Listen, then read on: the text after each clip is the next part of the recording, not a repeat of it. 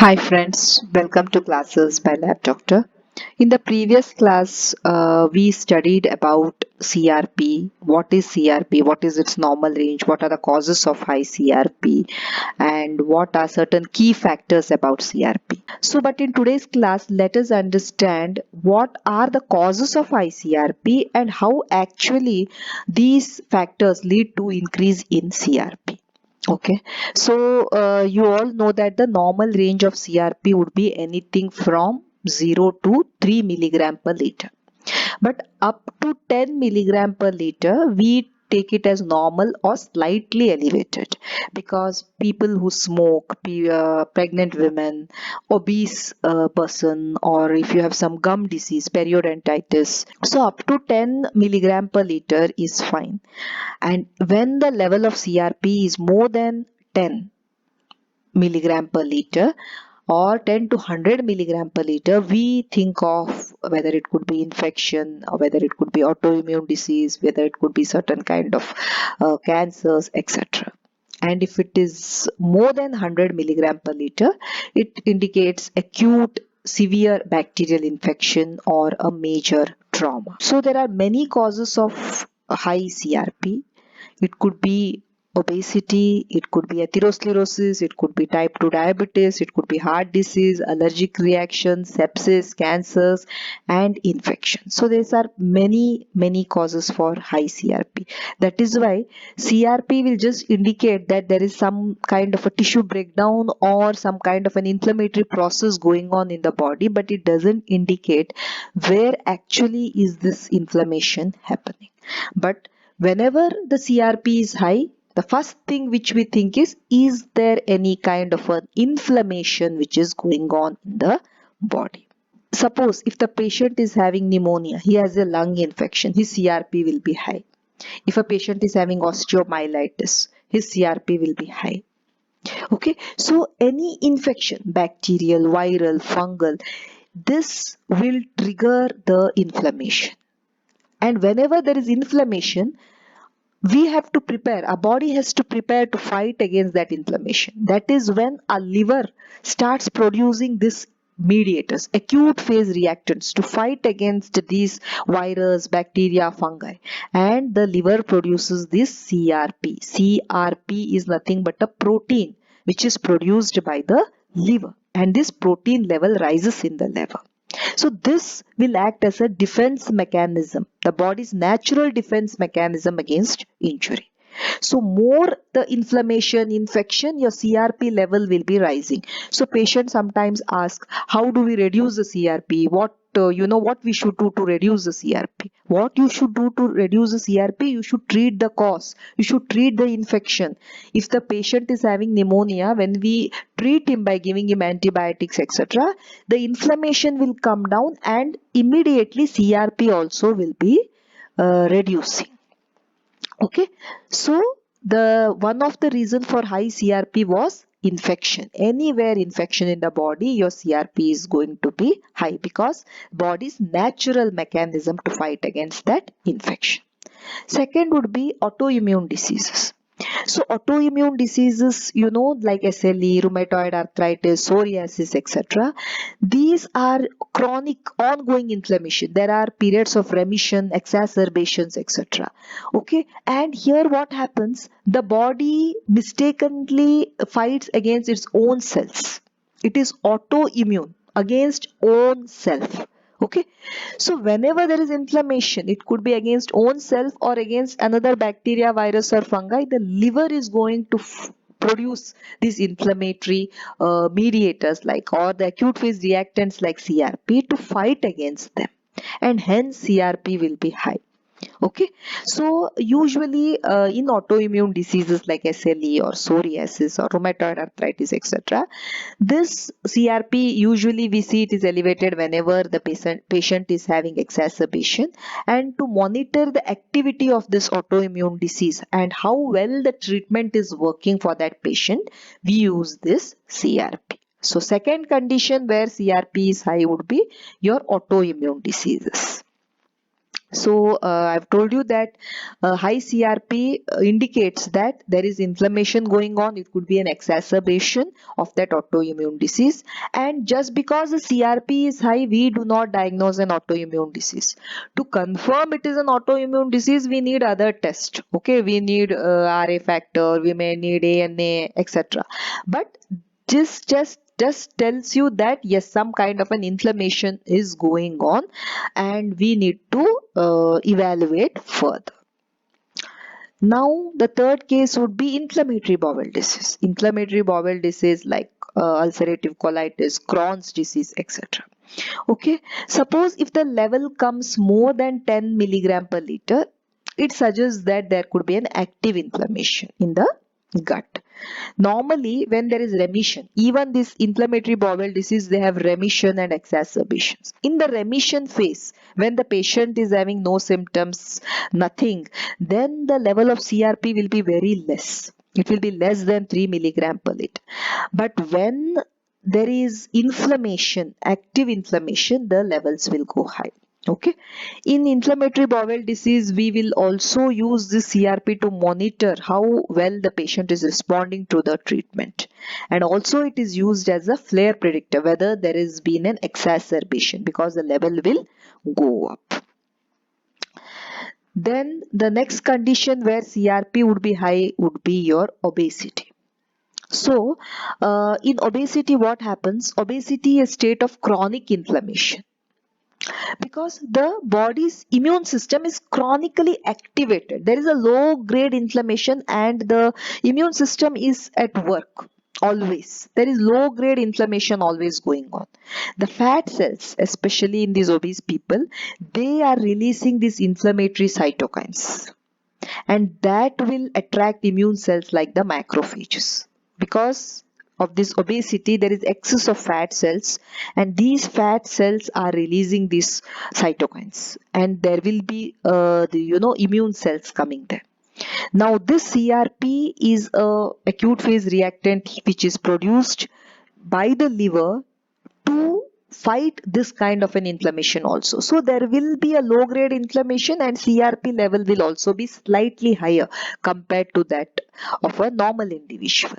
So up to 10 milligram per liter, we take it as normal or slightly elevated sometimes, because in obese people it can be up to 8-10 milligram per liter, and we cannot say that yes, CRP is high in such patients, because obesity per se can also rise the CRP to a certain level. So what happens with obesity is the patient is also having a high risk of heart disease, cardiovascular risk. So both high BMI, obesity, and this low grade of inflammation, that low grade of inflammation happens in your arteries also now, that can also increase the risk of heart disease. So CRP is mainly used to evaluate the systemic inflammation, and in context of obesity, it helps us to confirm that yes, there is a chronic low grade inflammation going on. Okay, so whenever you lose weight or there is calorie restriction or certain medications, when we put the patient on certain medications for this obesity, etc., we will see that those patients' CRP level tends to come down. Next condition wherein CRP would be raised would be your atherosclerosis. Atherosclerosis, you all know that it is basically a chronic inflammatory process that is happening in the blood vessel walls. Okay, so CRP is a marker for this inflammation. So whenever there is inflammation in the blood vessel walls, the CRP level is going to rise. This CRP is found within these atherosclerotic plaques and may actively contribute also to the growth of these plaques and the instability of these plaques. Because what happens basically when there is inflammation, the WBCs, the monocytes, the macrophages come together, and they are the ones which are forming the plaques or the blocks, isn't it? So they are the ones which are helping the growth of these plaques. So increased CRP suggests that there is damage to the arterial wall. CRP itself can damage the arterial lining. because I've told you CRP, what it does, it is an inflammatory reactant. When it is produced, it will alter the endothelial lining of the vessel wall. So that can also damage the vessel wall. That is how you see you will get the edema, swelling, etc. in case of inflammation. So this CRP can damage the arterial lining also, and there can be increased expression of adhesion molecules that will attract the monocytes, etc. And when the monocytes, everything come together, they are the ones which will lead to this plaque formation and the blockages. Okay, so atherosclerosis also CRP will be high. But what happens here is, what kind of a CRP which we use to monitor this atherosclerotic or cardiovascular risk, that is your HSCRP. This CRP is a highly sensitive CRP. Okay, that means even at a low inflammation also, this CRP we are able to pick up this low inflammation in the vessels. So if we assess the risk, like if it is less than 1 milligram per liter, then it is low risk. If it is between 1 to 3 milligram, that is moderate risk. And if it is between 3 to 10 milligram per liter, then it is high risk. This is HSCRP. Okay, if it is coming more than 10, if it is more than 100 and all, that is definitely, patient is having some other kind of an inflammation only, because the values are very high. It suggests that there is an active infection which is going on. So if you are thinking of atherosclerotic heart risk, and if you are getting a value which is more than 100, or if it is more than 10, etc., then what you will have to do, you have to repeat the test after 3 weeks. Okay, so this is a CRP which is sensitive at a very, very low level. That is why it is called highly sensitive CRP, HSCRP. That also we will study in the later classes. But this is a specific test which we use to assess the damage to the arterial walls in the heart, wherein the atherosclerotic process or the inflammatory process has started. Okay, so this is how the endothelium of the vessel wall, you can see here, this is the CRP here. CRP causes this complement activation. It causes endothelial dysfunction. It decreases the nitric oxide production.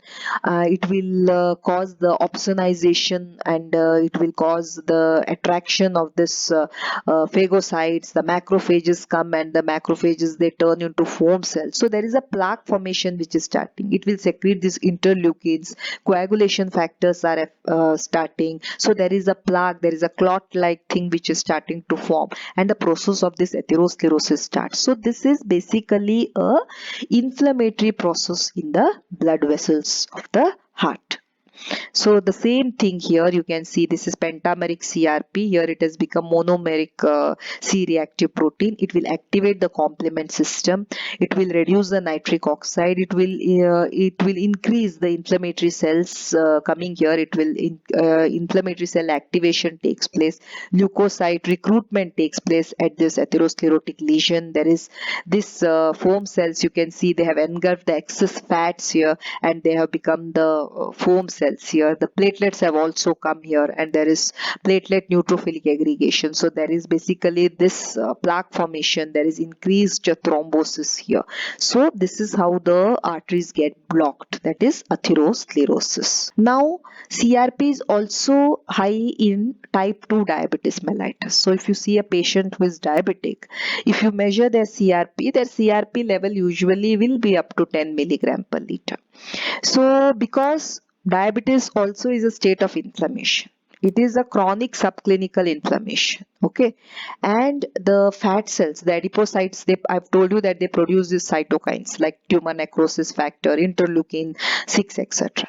So this chronic low grade inflammation which this CRP is reflecting, it is a common feature of this diabetes mellitus, and along with the other risk factor for diabetes, your obesity, your hypertension, your poor glycemic control, all they contribute to increased CRP and also other various complications. Okay, so in diabetic, what does the CRP tell you? One is, yes, there is a chronic inflammation which is going on for this patient. Second is a higher level of CRP in patients with type 2 diabetes mellitus might suggest you that they are at a greater risk of developing your cardiovascular disease. It suggests you that there might be an endothelial dysfunction. Elevated CRP and albuminuria, that can also suggest that there is some kind of an inflammatory process happening in the kidney. There could be kidney damage. Okay, so as and when the glycemic control is good for the patient, when the HbA1c is within range, you will see that CRP also tends to be lower in patients who are having diabetes mellitus. So there are various other factors which influence the CRP in type 2 diabetes. Okay, patient is diabetic, patient is obese, yes, his CRP will be high. Already he is having inflammation because of diabetes. There is also inflammation because of obesity, so CRP will be high.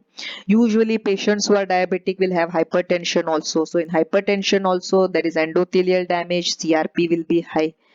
And studies have shown that metformin therapy can reduce this CRP level in type 2 diabetes mellitus, likely because it will improve the blood sugar and hence the inflammation reduces and CRP also reduces. So measuring CRP can be a valuable tool in assessing the cardiovascular risk also and prognosis in diabetes patient. Suppose if the patient is diabetic and his CRP is rising, we can identify this early rise of this CRP, and we can work whether the patient is having or whether patient is developing other complication like cardiovascular disease, etc., or a kidney damage, etc., and we can aggressively treat that patient earlier. Blood pressure also, there is increase in CRP because in hypertension what happens, it is again inflammatory pathways which are activated, there is autonomic dysfunction.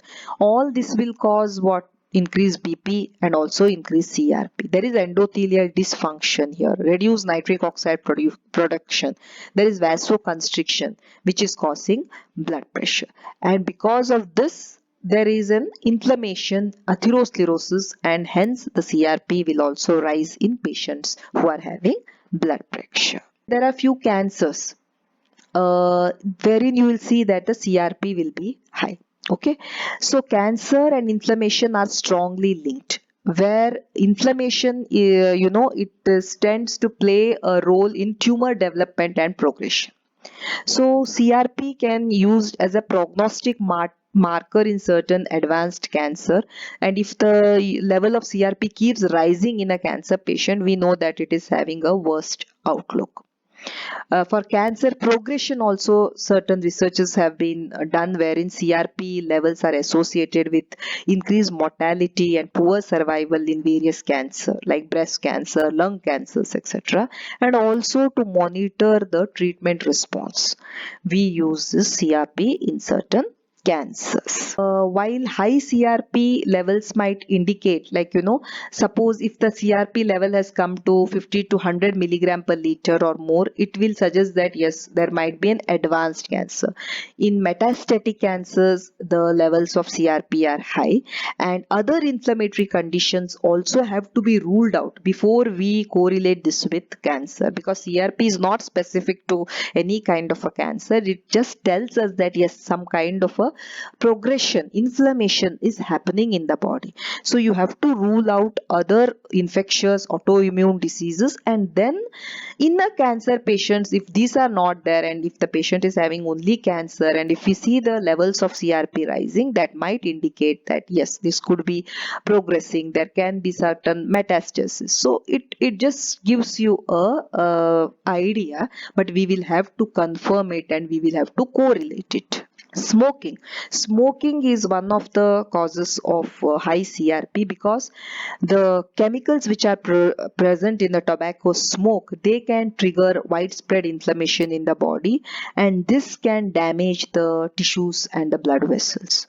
Okay, so that is why in smokers, this pro-inflammatory cytokines, interleukin 6, CRP, all these are high, and smokers can have slightly higher or elevated level of CRP. these were the causes of CRP, increased CRP: chronic infections, chronic inflammations, your diabetes, hypertension, your low HDL, good cholesterol, high TG, which is again damaging your blood vessels, metabolic syndrome, obesity, high BP, diabetes, increased body fat, BMI, oral estrogen with or without progesterone, because what happens is this, particularly due to the liver first pass mechanism, which happens due to all these drugs. Sometimes CRP can be high. Smoking, I have already told you, that can cause increased CRP levels. These were all the causes for high CRP. Thank you so much for watching the video. Please like, share and subscribe the channel. Thank you.